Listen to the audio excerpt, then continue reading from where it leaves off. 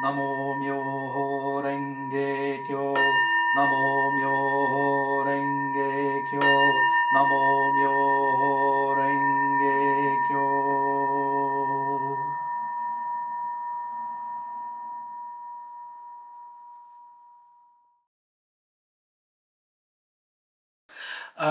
In Rissho Kosei-kai, I found a simple practice that, like a lot of simple practices, when you really get into them, you realize you see how deep they are. It's not always obvious how deep something is, like just recitation. But when it is a practice, and I can understand as a musician, to practice you have to do over and over again. You have to be regular and diligent and with that. So I could understand the idea of a regular practice. I already had a regular Buddhist practice anyway. But there was kind of a simplicity to the practice that I felt, yeah, I can do that. I can do this. And up to this point, my wife, she didn't really practice Buddhism, but she found the same too, and that encouraged me as she found, yeah, this is a practice that I could do. Then that really actually inspired me. I thought, well, this is great because we can do this. We can kind of walk this path together. And I think one of the main things as well is the sangha, that it is such a good sangha, and where everybody supports each other. Everyone's at different stages of their journey, but we're all walking that together. I think that's the important thing, and that we're all the tradition I was in before is there's obviously a big monastic sangha, and whereas this is a lay Buddhist sangha. So we're all everyday people. We have houses, we have partners, children, jobs, cars. We're just living in this world, and I liked the idea of Rissho Kosei-kai of being within the world of the Bodhisattva path because up to that point I think it was all to do with, it was kind of a self-improvement program, in a way that I was on. I want to become a better person, and yeah, but if you're not careful, that can kind of become self-obsessed. And once you realize, actually, no, this isn't about me. This is about us. It's about everybody. And that opened up a lot for me. It gave me a lot of more of a peace of mind, and generally more seeing the world in a more optimistic and happier, joyful kind of light.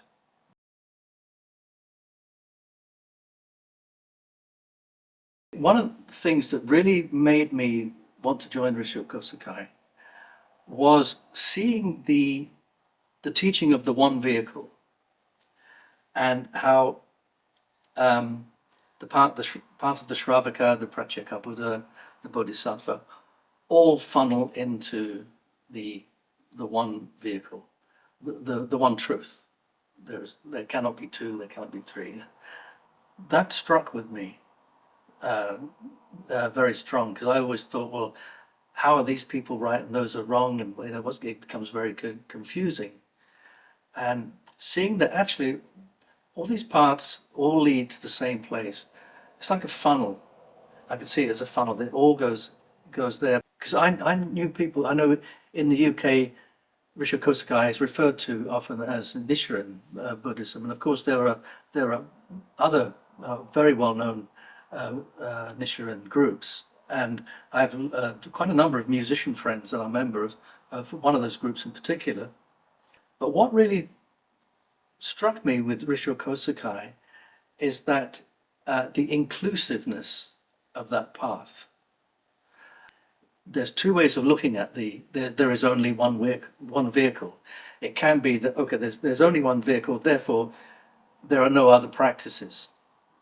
You must only practice that one vehicle. Whereas Rissho Kosei-kai has a more inclusive, that whatever your practices were, other things that you do, you might practice yoga, you may practice vipassana meditation, or other practices. You may sometimes go to church because you come from a Christian family. Those are all fine.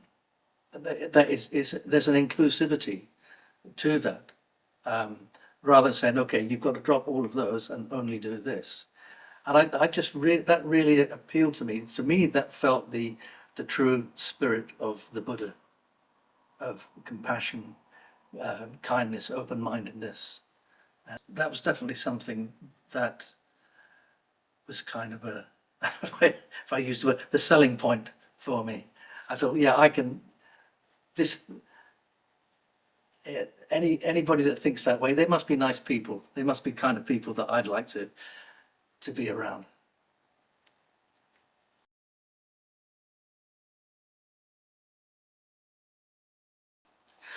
Well, obviously, living in Scotland, I'm over 400 miles north of London, so it's not a place I can just pop into. I'm fortunate that I do go to London quite often. But now the Sangha can still be joined and connected remotely in areas that are far away. Obviously, we can do that with the internet, being able to being in connection with each other that way, and of course the YouTube channel. But also something that I've found as I've got to know members of the Sangha, we've got to know each other, because we do meet occasionally. But even when you meet virtually, it's quite easy to make a connection all the same. So sometimes I've even met people and I said, but we've already met each other. And they said, no, we've only ever met on virtually. But you feel like you have met before. But when you do actually meet, then it means that when I'm here, and I still feel very connected to the Sangha. You know, it's a feeling I have that there's a thread that connects us all together, like a thread of beads. You know, that's how I kind of see it, that we still have this connection. So even though we're not together, bearing in mind that for much of my life, I used to travel around the world very often, most of the time without my wife and my children. So I was separated from my wife and children a lot of the time as I was working. But we had that connection. This was the days before internet and everything. So it was a phone call every so often. But we just felt that strong connection between each other anyway. So I feel that through our practice, through our recitation, through transferring merit, we can still be very connected to each other, even though we're not in the same room or the same building or the same country, a different part of the world. We still have that connection. And it's the Dharma, it's the three treasures that hold us all together.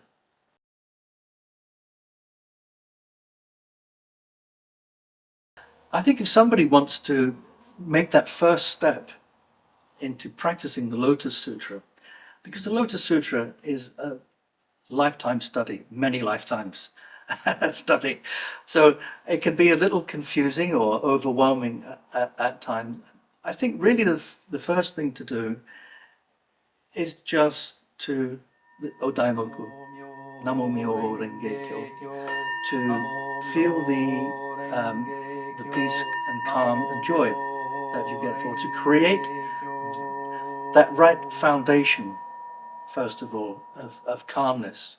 You know, it is in itself a form of meditation.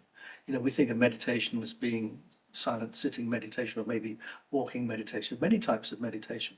But that is one, just saying the title of the sutra, however you want to say it, how many times you want to say it. You can say it 3 times, you can say it 3,000 times, whatever whatever brings you joy, basically. To get ourselves into that kind of mindset.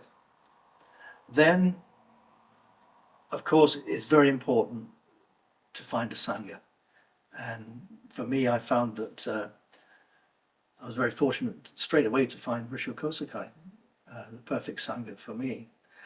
And to be able to practice and to be with other people that are all at different stages of their journey in this. Some people have just very recently started to practice. Some people have been practicing for a very long time. Some of our members are third generation Rissho Kosei-kai and knew the founder right from the very beginning.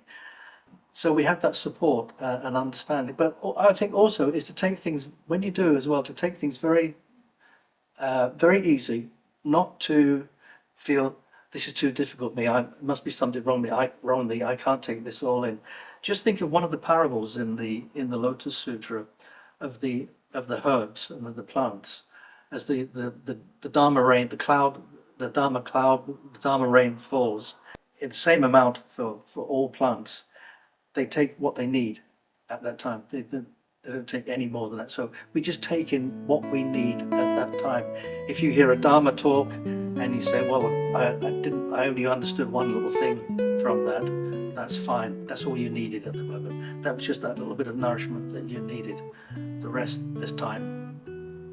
Their hearts to see the Buddha, even at the cost of their lives, then I and all the Sangha appear together on divine Eagle Peak.